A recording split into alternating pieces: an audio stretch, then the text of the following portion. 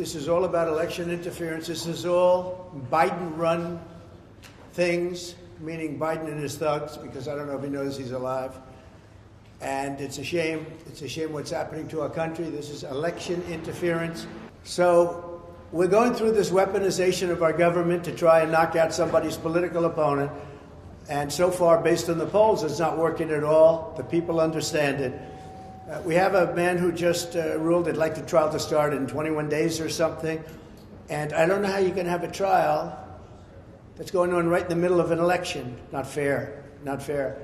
It's not fair at all. He knows that, too. He's a Democrat judge. He wants to do that because they're all trying to damage Trump as much as possible. It's having the reverse effect, but maybe someday it won't. I don't know.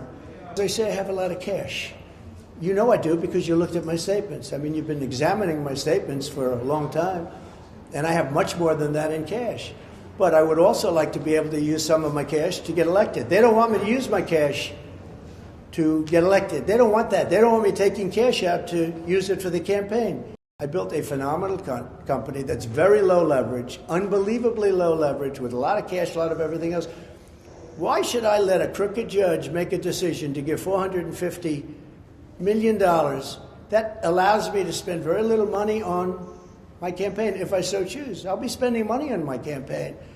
I might spend a lot of money on my campaign, but I should have that option. A crooked judge shouldn't say, we're going to have you post a bond and take all of that money that I could be spending on a campaign or other things if I want to do other things.